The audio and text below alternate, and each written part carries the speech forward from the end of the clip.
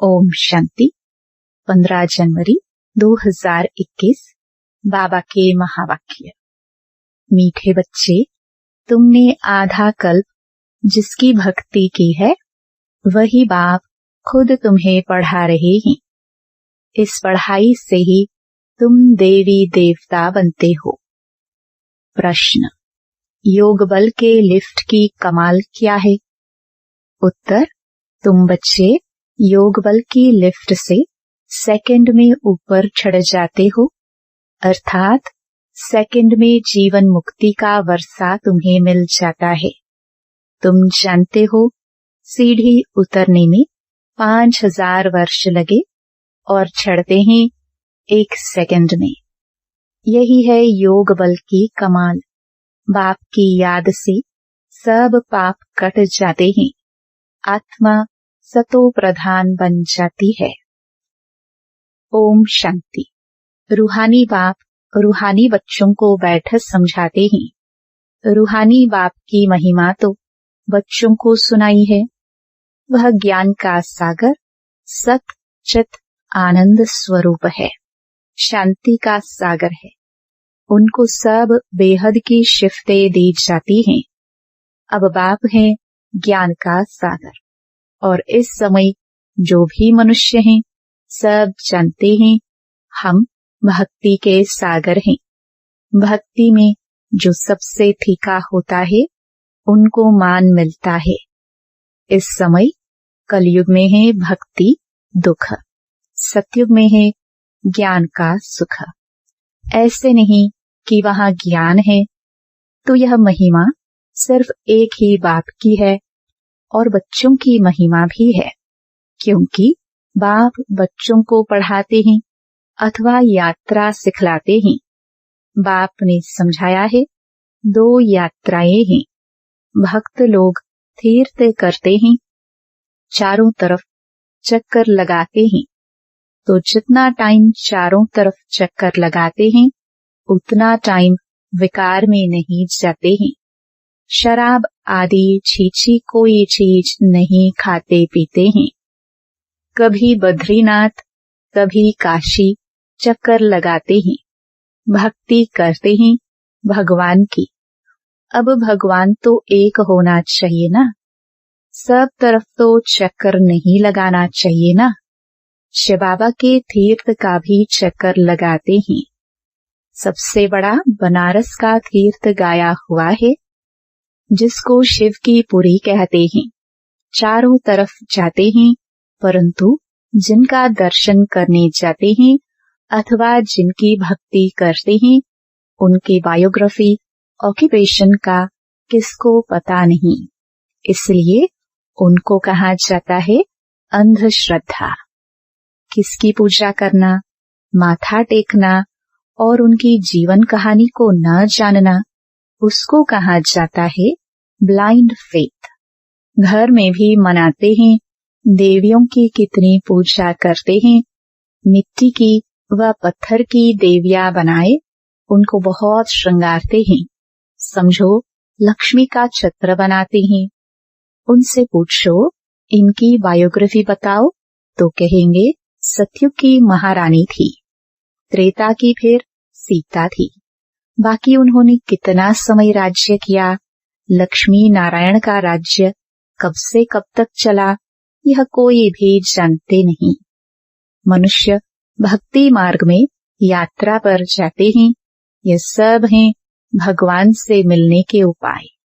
शास्त्र पढ़ना यह भी उपाय है भगवान से मिलने लिए। परंतु भगवान है कहाँ? कहेंगे वह तो सर्वव्यापी है। अभी तुम जानते हो, पढ़ाई से हम ये देवी देवता बनते हैं। बाप खुद आकर पढ़ाते हैं, जिसके मिलने लिए आधा कल्प भक्ति मार्ग चलता है। कहते हैं बाबा पावन बनाओ और अपना परिचय भी दो कि आप हैं कौन। बाबा ने समझाया है कि तुम आत्मा बिंदी हो।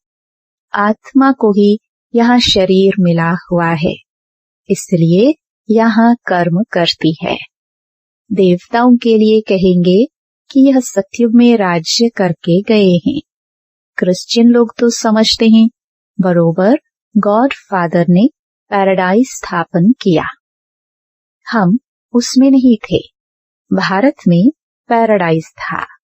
उन्होंने बुद्धि फिर भी अच्छी है। भारतवासी सतो प्रधान भी बनते हैं तो फिर तमो प्रधान भी बनते हैं।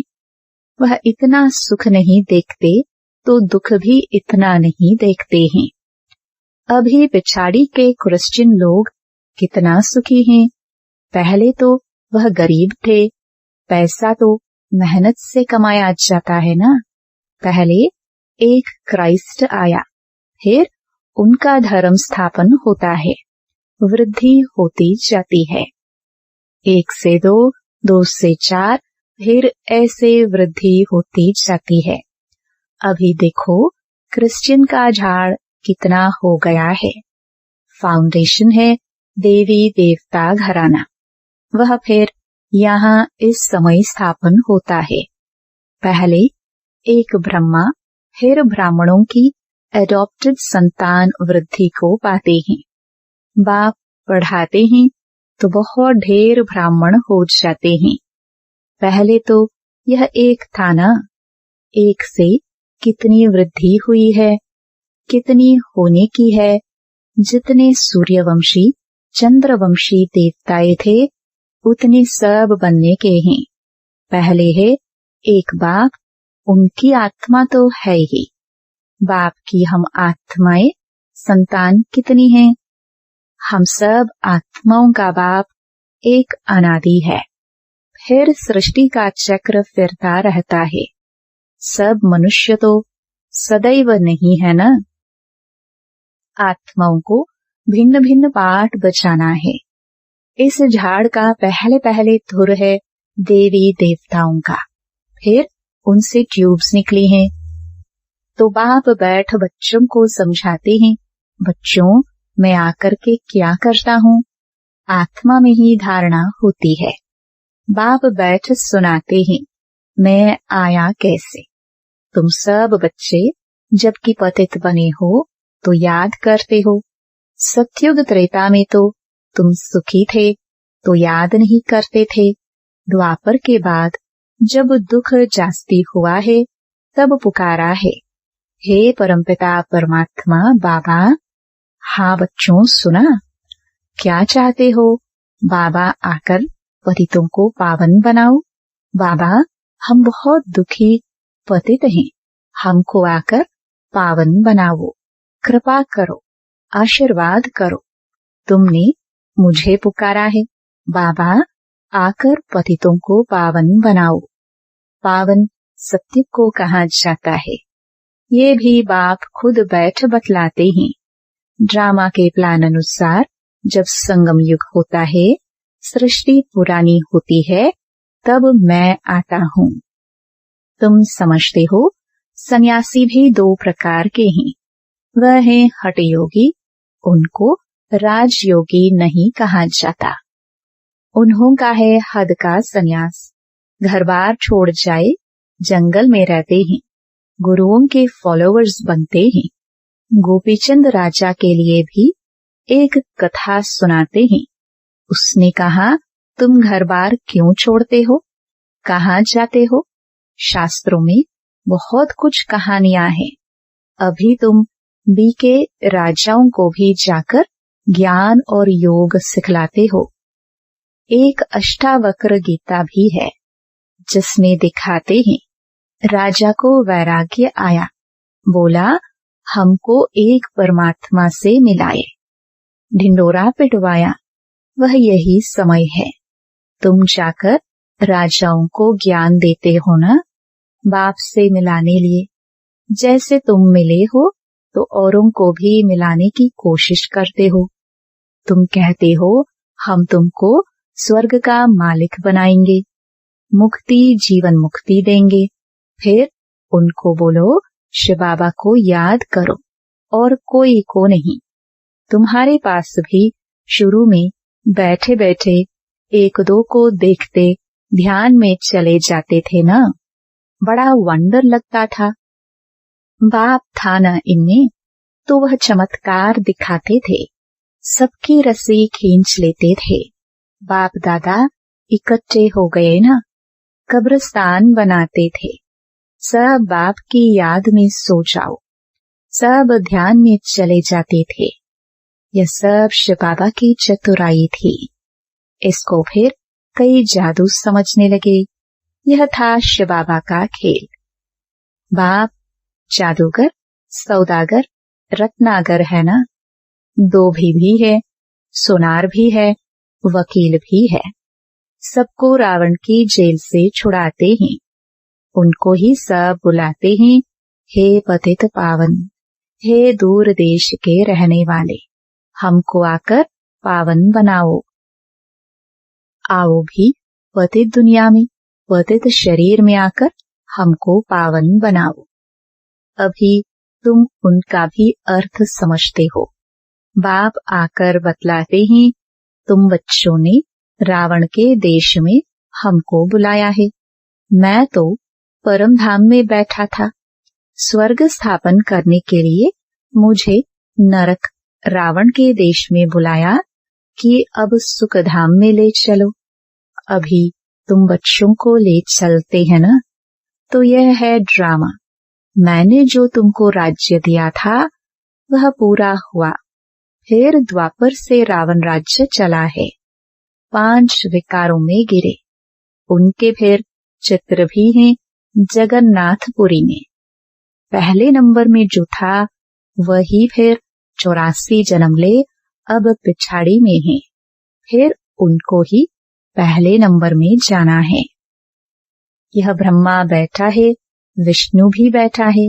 इनका आपस में क्या कनेक्शन है, दुनिया में कोई नहीं जानते।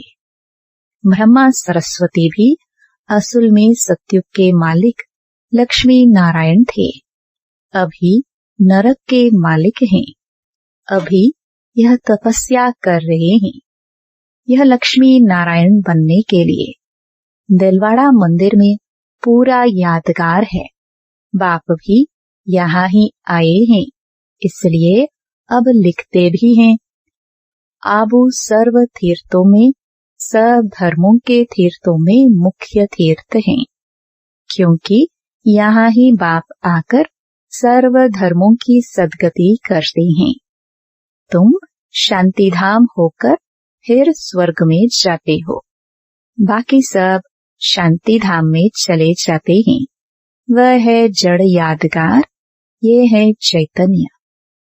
जब तुम चैतन्य में वह बन जाएंगे तो फिर यह मंदिर आदि सब खत्म हो जाएंगे। फिर भक्ति मार्ग में यह यादगार बनाएंगे। अभी तुम स्वर्ग की स्थापना कर रहे हो। मनुष्य समझते हैं स्वर्ग ऊपर में है। अभी तुम समझते हो यही भारत स्वर्ग था, अभी नरक है। यह चक्र देखने से ही सारा ज्ञान आ जाता है। द्वापर से और धर्म आते हैं, तो अभी देखो कितने धर्म हैं। यह है आयरन एज। अभी तुम संगम पर हो। सतयुग में जाने के लिए पुरुषार्थ करते हो। कलयुग में है सब पत्थर बुद्धि, सतयुग में है पारस बुद्धि। तुम ही पारस बुद्धि थे, तुम ही फिर पत्थर बुद्धि बने हो, फिर पारस बुद्धि बनना है। अब बाप कहते हैं तुमने हमको बुलाया है तो मैं आया हुआ हूँ और तुमको कहता हूँ काम को जीतो तो जगत जीत बनेंगे। मुख्य यह विकार ही है। सतयुग में है सब निर्विकारी, कलयुग में है विकारी।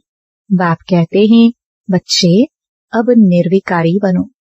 63 जन्म विकार में गए हो, अब यह अंतिम जन्म पवित्र बनो। अभी मरना भी सबको है। मैं स्वर्ग स्थापन करने आया हूँ, तो अब मेरी श्रीमत पर चलो। मैं जो कहूँ वह सुनो। अभी तुम पत्थर बुद्धि को पारस बुद्धि बनाने का पुरुषार्थ कर रहे हो। तुम ही पूरी सीढ़ी उतरते हो फिर चढ़ते हो। तुम जैसे जिन्न हो। जिनकी कहानी है ना, उसने बोला काम दो, तो राजा ने कहा अच्छा सीढ़ी उतरो और चढ़ो।